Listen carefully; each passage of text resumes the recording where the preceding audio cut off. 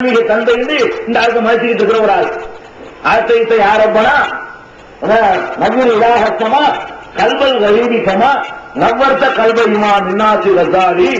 ஒவ்வொரு மதரசாக்கள்லையும் இப்படி சொல்லிக் கொடுக்குறாங்க. என்ன ரசாலி இமாமுடைய உள்ளத்தை நீ பிரகாசமாக்கியது போல எங்கள் உள்ளத்தையும் பிரகாசமாக்கி. அந்த கச்சாலி யார் இருக்கிறார்? எந்த கச்சாலி யார் மாதிரி நடக்கணும்னு கேட்கிறாங்களோ அவர் என்ன சொல்றாரு, நீ காடோ தெரியும்னு சொல்லி லெபனான் லெபனான்ல உள்ள ஒரு மலையில போய் ஒரு தஞ்சம் அடைஞ்சிரு அப்படிங்கிறார். முன்ராஜுல் ஆபிதீன்ங்கிற கிதாபுல அவர் பக்கத்துல லெபனான்ங்கிற ஒரு காடா இருந்துச்சு. அதை குறிப்பிட்டு அவர் சொல்றாரு, லெபனான் காட்டுல போய் நீ போய் தஞ்சம் அடைஞ்சு போயிரு, அங்கேயே இருந்து ஒதுங்கிரு, மக்களோட எந்த உறவை வச்சுக்கிறாங்க அப்படின்னு சொல்லி மக்களுக்கு போதிக்கிறாரு. அப்பதான் பக்குவப்பட முடியுமா? அதாவது கெட்ட செயல்ல இருந்து கெட்ட எண்ணத்திலிருந்து இதுல இருந்தெல்லாம் விடுபடுவதற்கு கண்டுபிடிச்ச வழி என்ன? இந்த மாதிரி எல்லாத்தையும் தொடர்ந்துட்டு மக்களை விட்டு ஒதுங்குவது, ஒரு உலக நாடு எல்லாத்தையும் மறந்துட்டு மக்களை விட்டு ஒதுங்கி போய் வாழ்வதுதான் ஆன்மீகம். அதுதான் ஆன்மா பக்குவப்படுத்த முடியும். இப்படி ஒருத்தன் போயிட்டான்னு சொன்னா அவன் ஏமாற்ற மாட்டான், அவன் பொய் சொல்ல மாட்டான், அவன் யாருக்கு மோசம் செய்ய மாட்டான், பிராடு பண்ண மாட்டான், கொலை செய்ய மாட்டான், ஒருத்தர் கையை கால வெட்ட மாட்டான். என்னென்ன காரியங்கள் மனிதனுக்கு கேடு வரக்கூடியதா இருக்கிறோ அதெல்லாம் செய்ய மாட்டான். இந்த பக்குவத்தை எடுத்துக்க அப்படின்னு சொல்லி ரசாலி போன்றவர்கள் எல்லாம் போலி ஆன்மீகவாதியான போலி ஆன்மீகவாதிகளுக்கு தலைவராக இருக்கக்கூடிய ரசாலி போன்றவர்கள் எல்லாம் இஹ்யாவிலும் இந்த கருத்தை வலியுறுத்தி எழுதுகிறாரு. மின்ஹாஜுல் ஆபிதீன்ங்கிற அந்த புக்கிலையும் இதே மாதிரியான கருத்தை வலியுறுத்தி எழுதுகிறாரு. எங்கேயாவது தொலைஞ்சு போயிருந்தோமா? நான் கேட்கிறேன், இதை எல்லாரும் கடைபிடித்தா அப்படி அவாய்ஸ்லாம் பொதுவான நான் சொன்னேன். துறவரத்தை சொன்னபடி எல்லாரும் கடைபிடிச்சாலும் முடிஞ்சு வச்சுக்காத.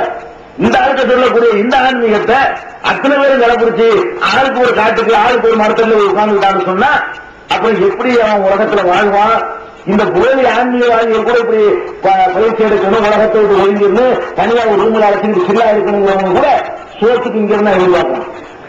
இங்கிறதுக்கு நம்மள்கிட்ட எதிர்பார்த்துட்டு இருக்கான். இப்படி எதிர்பார்த்து நம்மள மாதிரி ஒரு நாலு ஏமாளிகள் கொண்டு கொடுக்கறதுனால அவன் நான் எல்லாத்தையும் கொண்டு ஒதுங்கிட்டாங்க. அவன் சேர்த்துக்கு நாங்கள் பொறுப்பேற்றுக்கிட்டதுனால அவனுடைய சேர்த்துக்கு நீங்க பொறுப்பு ஏற்றுக்கலன்னு சொன்னா அவன் அதோட கதை முடிஞ்சு போச்சு. இப்ப எல்லாருமே அது மாதிரி காட்டுல உட்காந்துக்கிட்டா சோத்துக்கு பொறுப்பேற்றுக்கிறது யாருமே இருக்க மாட்டான்.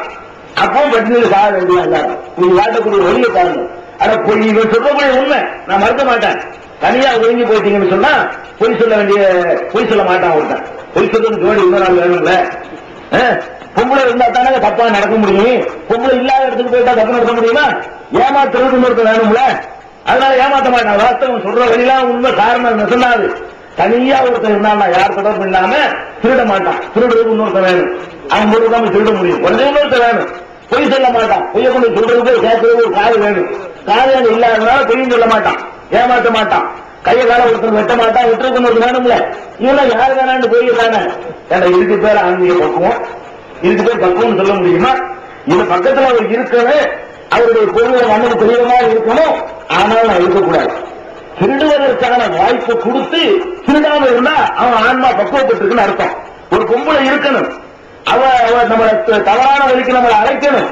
அந்த நேரத்தில் ஜெயிச்சு அந்த தவறான வழியில விழுந்துடாம இருந்தா நான் பக்குவப்பட்டிருக்கேன்னு அர்த்தம். நீ ஒன்னா நம்ம ஒரு கிரிமினலை கொண்டு வா, தனியா கொண்டு ரூம்ல அழைச்சிருவோம், அவங்க நாட்டுக்கு போயிட்டு நான் கேட்கிறேன். இவங்கள பக்குவமாடா? வாய்ப்பு இல்லைன்னா அதுக்கு பேர் பக்குவமா? ஆன்மீக பக்குவத்துக்கு வழி சொல்றான் பாருங்க. இந்த மாதிரி அடைச்சி வைக்கப்பட்டவனை அழைச்சி விட்டா இவன் பண்ற அக்கிரமம் கொஞ்சம் அதிகமா தான் இருக்கும். வாய்ப்பு சொல்லாம யாரையும் சந்திக்காம அந்த வாய்ப்புகளை கொடுக்காம ஒதுக்கி வச்சிருந்தோம்னு சொன்னா அவனை தனியா நாட்டுக்குள்ள கொண்டாந்து விட்டுங்க, நாட்டையே அழிச்சு போடுவான்.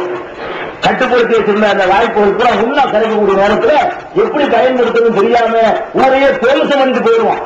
இவங்க அந்த வழியைத்தான் பொய் சொல்ல மாட்டாங்க இல்லையா கேட்கலாம். பொய் சொல்ல மாட்டாங்க இல்லையா, ஏமாற்ற மாட்டாங்க இல்லையா. இப்ப அவன் பாட்டு தனியா போய் உட்காந்துட்டான்னு சொன்னா பொய் சொல்ல மாட்டான், ஏமாற்ற மாட்டாங்க.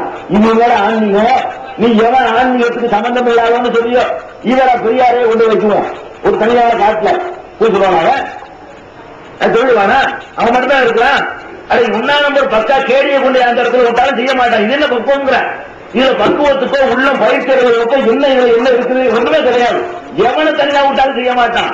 அவன் பயிற்சி பக்குவம் என்பது என்னன்னு சொன்னா அவனுக்கு எல்லா விதமான தூண்டுதல்களும் இருந்து அல்லாஹ்வுக்கு பயந்து ஆன்மாவை பக்குவப்படுத்திக்கிட்டு இவ்வளவு இருக்கிறது எடுத்தால் அவனுக்கு தெரியாது, எடுக்க மாட்டான். ஒருத்தன் பார்த்துக்கிட்டு இருக்கான், அந்த அளவுக்கு நான் பக்குவப்பட்டுட்டேன். இந்த இடத்துல பொங்கலை என்னை கூப்பிடுற அவளை அடைகிறதுக்கு எல்லா வழியும் இருக்கு, ஆனால் சொல்ல மாட்டேன். எல்லாம் பார்த்துக்கிட்டு இருக்கான். இதுக்கு பேர் பக்குவமா பொம்பளைய திட்டத்துல விடாம விட்டுட்டு நான் பரிசுத்தமா இருந்துட்டேன் அப்படின்னா இது என்ன? இது எவனும் இருப்பான், எல்லாரும் அப்படித்தான் இருக்க முடியும். 450 கோடி பேரை இப்படி இருக்க வச்சுக்கணும். நல்லா ஒரு பெரிய ஆன்மீகம் கிடையாது, சாதாரணமா இருந்துட்டு போயிடுவான். தனித்தனியா அடைச்சு வச்சுருந்தா அவன் என்ன செய்ய முடியாது. அப்ப இந்த ஆன்மீகத்தை ஆன்மாவை பக்குவப்படுத்துறதுக்கு இவங்க கண்டுபிடிச்ச வழி. இந்த வழி மேல மார்க்கங்களோட இருந்தா நம்ம கண்டுபிடிக்க செய்ய முடியாது. அப்ப இந்த ஆன்மீகத்தை ஆன்மாவை பக்குவப்படுத்துறதுக்கு இவங்க கண்டுபிடிச்ச வழி. இந்த வழி மேல மார்க்கங்களோட இருந்தா நம்ம கண்டுக்கிற மாட்டோம். இந்த வழியை இங்க வந்து பரவாயில்ல பண்றாங்க. இந்த வழிய இது மாதிரி நடந்தவர்களை எல்லாம் ஆன்மீகவாதிகள் நமக்கு அறிமுகப்படுத்துறோம். இந்த மாதிரி சில்லா இருந்தார்கள், எத்தனையோ பெரியார்கள் வரலாறு போட்டுக்கிட்டு அவங்க என்ன பண்ணிருக்காங்களா? சில்லா இருந்தாங்க. என்னடா சில்லா இருந்தாங்க?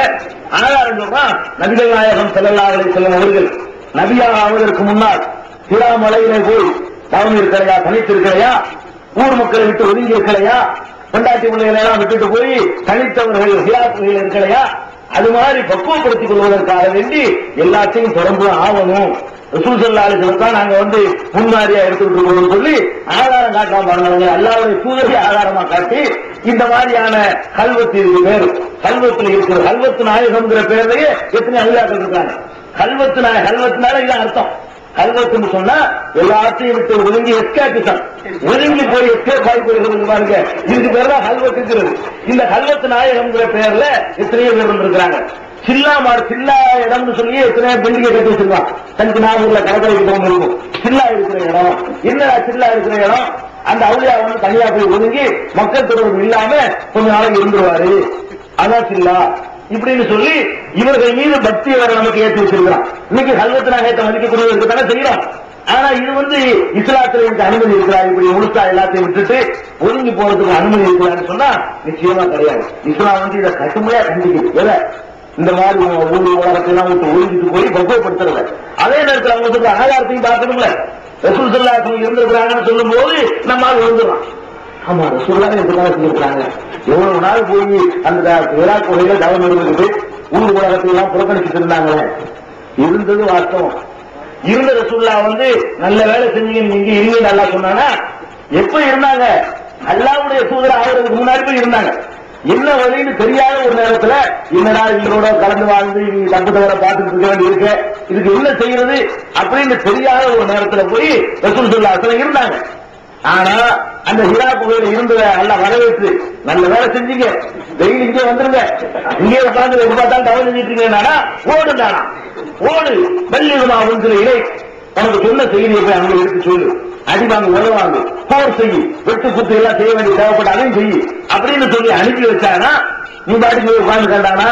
நபிய ஆவதற்கு முன்னாடி பெருமானார் ஸல்லல்லாஹு அலைஹி வஸல்லம் ஒரு வழியை செஞ்சிருக்கிறாங்க. அந்த வழியை நபிய ஆன பிறகு செஞ்சாங்களா? நபியின் ஆன பிறகு போய் எப்பவாச்சும் போய் தவம் இருந்தாங்களா? அல்லாஹ்வுக்கு இந்த அல்லாஹ்வுடைய மார்க்கத்தை எடுத்து சொல்லணும் தெளிவான வழிகாட்டுதல் கிடைச்ச பிறகு எப்பவாச்சும் போய் மதீனாவில் இருக்கிற நேரத்தில் என் ஆன்மாவை பக்குவப்படுத்துவதற்காக வேண்டி நான் போய் கல்வத்து இருந்துட்டு வர்றேன், 6 மாசத்துக்கு நீ சேராதீங்க அப்படின்னு எப்பவாச்சும் போனாங்களா? மக்காவில் இருக்கிற 10 வருஷ காலத்துல 13 வருஷ காலத்துல போனாங்களா? இல்ல. நபி ஆவதற்கு முன்னாடி அவர்களுக்கு பரவப்பட்ட நிலைகள் என்னன்னு தெரியல, அல்லாஹ்விடம் இருந்து ஒரு செய்தி கிடைக்கல, எப்படி ஆன்மாவை பக்குவப்படுத்தி என்பதை அவங்களா யோசிச்சு பார்த்துக்கிட்டு ஒரு முடிவு வர்றாங்க. அந்த முடிவு அல்லாஹ் ஏத்துக்கிட்டானா? நிச்சயமா ஏத்துக்கிறாங்கனாலதான் 23 வருஷம் அவங்க கஷ்டப்பட்டாங்க. அதே கண்டினியூ பண்ணிட்டு போயிருந்திருக்கலாம். போயிருந்து அவங்க மட்டும் தான் ஆன்மீகவாதியா இருந்திருப்பாங்க, நீங்க எல்லாம் இருக்க மாட்டீங்க, நானா இருக்க மாட்டேன். அவங்க போகாததுனால நம்மள ஆன்மீகவாதியா இருக்கணும். நம்மளும் நம்மளை பக்குவப்படுத்திக் கொண்டு ஒரு கூட்டங்கள் உருவானதுக்கு காரணம் இந்த வழிமுறையை கடைபிடிக்காதனாலதான். பெருமானார் ஸல்லல்லாஹு அலைஹி வஸல்லம் கடைபிடிச்சிருந்தாங்கன்னு சொன்னா அதோட கதை முடிஞ்சு அவங்க ஒரு ஆள் தான் ஆன்மீகவாதி. நீங்க உள்ள மக்கா காசு இல்லையா? ஒரு அபூபக்கரை நீங்க பார்த்திருக்க முடியாது, ஒரு உமரை பார்த்திருக்க முடியாது, ஒரு உஸ்மானை பார்த்திருக்க முடியாது, ஒரு சஹாபியை பார்த்திருக்க முடியாது. எல்லாமே அந்த பழைய வழிகட்டே போய் மூத்தா போயிருப்பாங்க. ஆக இந்த மாதிரியான வழிமுறையை இஸ்லாம் ஆதரிக்கவே கிடையாது. ஒரு முறை ஒரு சஹாபி ஒரு நபித்தோழர் பிரயாணம் எல்லாம் போயிட்டு பெருமானார் ஸல்லல்லாஹு அலைஹி வஸல்லம் வர்றார். சொல்றார், அல்லாஹ்வுடைய தூதரே நான் வெளியூர் பிரயாணம் போனேன், போகும்போது அங்க ஒரு மலை அடிவாரத்துல சுவையான நீரூற்று ஊத்திக்கிட்டே இருக்குது. பாலைவனத்தில் நீருங்கிறது பெரிய ஒரு பாக்கியம் இல்லையா? நீரூற்று ஒன்று சீரிட்டு ஓடிக்கிட்டு இருக்குது. அதை பார்த்த உடனே அங்கேயே நான் தங்கி அங்கேயே அல்லாஹ்வுக்காக என்னை அர்ப்பணிச்சுக்கலாம் அப்படின்னு நினைக்கிறேன் அப்படின்னு பர்மிஷன் கேட்கிறேன். பெருமானார் ஸல்லல்லாஹு அலைஹி வஸல்லம் உடனே ரசூல் ஸல்லல்லாஹு அலைஹி வஸல்லம் சொன்னாங்க, நான் யூத மார்க்கத்தை கொண்டு வரவில்லை. அவங்க சொன்ன வார்த்தை என்ன?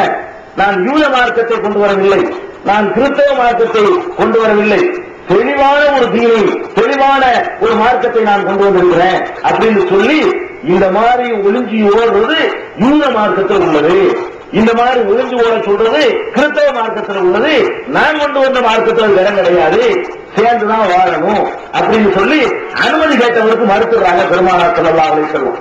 அப்ப இந்த ஹிராக் கோயில உள்ள ஆதாரம் காட்டுறாங்களே, அல்லாஹ்வுடைய தூதர் தெளிவுபடுத்திட்டாங்களே, அது சரியான வழி இல்லைன்னு அவங்க எதை செஞ்சாங்களோ நுபுவத்துக்கு முன்னாடி அது தவறுங்கிறது இப்ப சொல்றாங்களா இல்லையா?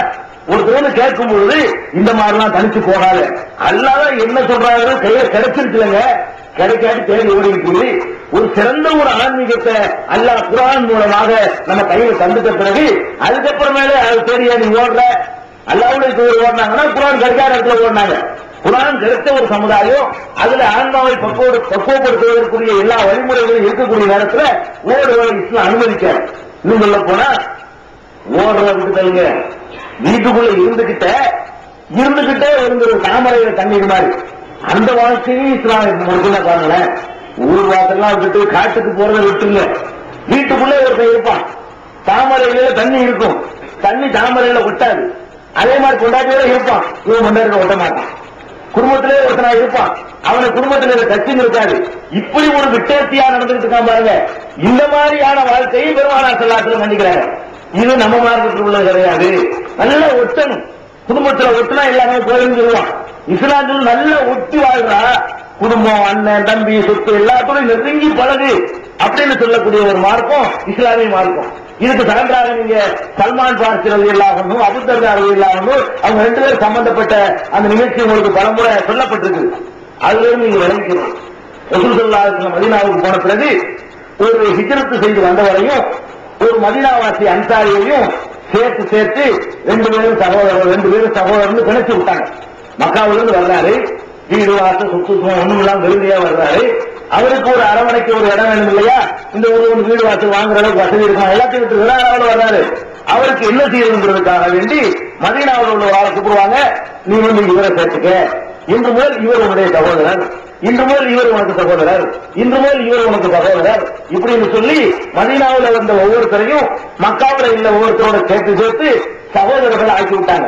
அதுக்கு மேலே கொஞ்சம் பேர் மிச்சம் இருந்தவங்கள கல்யாணத்துல படுக்க வச்சு விட்டாங்க. சின்ன தோழர்கள் மூலமா இல்லையா? கொஞ்சம் பேருக்கு அன்சாரிகள், முஹாஜிர்களை விட அன்சாரிகள் எண்ணிக்கை வந்து கம்மியா இருக்கு ஆரம்ப கட்டத்துல. அதை ஏத்துக்கிறதுக்கு வசதி இல்லாதவங்களா இருக்காங்க. எல்லாரும் சேர்த்து விட முடியாதுல. நானே கால் வீட்டு வண்டிக்கு கஷ்டப்பட்டு இருக்கும்போது என்கிட்ட ஒரு ஆள் சேர்த்து விடுவாங்களா? யாரு தாங்குவாங்களோ அந்த மாதிரி ஆட்களை தேர்ந்தெடுத்து ரசூல் ஸல்லல்லாஹு அலைஹி வஸல்லம் சேர்த்து விடுறாங்க. அந்த மாதிரி சேர்த்து விட்டதுல அபூ தர்தா ரலியல்லாஹு அன்ஹு அவங்களோட சல்மான் பார்சி சேர்த்து விட்டுறாங்க. சல்மான் பார்சி வந்து பாரசீக நாட்டுக்காரரு, அவரு ஹிஜ்ரத் செஞ்சு தான் வர்றாரு, எல்லாத்தையும் தொடர்ந்து ஒண்ணும் இல்லாம விருதானா தான் வர்றாரு. அவரை வந்து அபூ தர்தா ரலியல்லாஹு அன்ஹு அவங்களோட சேர்த்து நீங்க ரெண்டு பேரும் சகோதரர்கள் அப்படின்னு சொல்லி நினைச்சு விட்டுறாங்க. விட்ட உடனே இந்த சல்மான் பார்சி வெளியே போய் சம்பாதிச்சுட்டு வேலை வச்சுலாம் பார்த்துக்கிட்டு வீட்டுக்கு வர்றாரு. வந்தா அபூ தர்தா வீட்டுல இல்ல, அவங்க மனைவி தான் இருக்கிறாங்க. அவங்க மனைவியை பார்த்தோம்னு சொன்னா ஒரு சாதாரண வேலை விட்டு செய்யும் போது அணிஞ்சிருப்பாங்க இல்லையா, கறிப்படிக்கு போய் அணிக்கிற இந்த ஆடைகள், அந்த மாதிரியான ஆடை அணிஞ்சு என்னமோ வாழ்க்கையில ஒரு விரக்தி ஏற்பட்ட மாதிரி அவங்க காட்சி தர்றாங்க. ஏன் இந்த மாதிரி இருக்கிறீங்க, நல்லா இருக்க வேண்டியதாங்க, ஏன் இப்படி போட்டுட்டு அதுக்கு நாட்டுக்கும் போட்டு இருக்கிறீங்க, இந்த வாழ்க்கை வெறுத்து போன மாதிரி இருக்கிறீங்க என்று சல்மான் பார்த்து கேட்கிறாங்க. அதுக்கு அவங்க சொல்றாங்க, உங்க சகோதரர் அபூ தர்தாவுக்கு வந்து இந்த உலகத்துல எந்த தேவையும் இல்லை. அது நிறைய அர்த்தம் அடங்கி இருக்கு. இந்த உலகத்துல எந்த தேவையும் இல்லைன்னா நானும் தேவையில்லை, கொண்டாடி தேவையில்லை, குடும்ப வாழ்க்கை தேவையில்லை, இப்படி இல்லாத நடந்துட்டு இருக்கிறாரு அப்படின்னு சொல்லி புகார் சொல்றாங்க. சரி ரெண்டாவது வழக்கு பார்த்துக்கிறேன். அவர்கள் வெளியில போயிருக்கிறாரு, சல்மான் பார்சி வரட்டும், அபூ தர்தா வரட்டும் பார்த்துக்கணும்னு சொல்லி வெயிட் பண்றாங்க. அவர் வந்துடுறாரு, அபூ தர்தா வந்துடுறாரு. வீட்டுக்கு வந்த உடனே சல்மான் பார்சி வந்து சாப்பிட சொல்றாங்க. அவர் என்ன சொல்றாரு, நீ சாப்பிடாது நான் சாப்பிட மாட்டேன் அப்படிங்கிறாரு. நான் நோன்பு வச்சிருக்கிறேங்கிறாரு. என்னோட சாப்பிட்டாதான் நான் சாப்பிடுவேன். வற்புறுத்தி வலுக்கட்டாயமா ரமலான் மாசம் ஒண்ணு கிடையாது, நோன்பு வச்சிருக்காரு. அப்ப வற்புறுத்தி வலுக்கட்டாயமா என்ன சாப்பிட வச்சுக்கிறாரு. சாப்பிட்டாச்சு, மற்ற வேலையெல்லாம் செஞ்சிருப்பாங்க.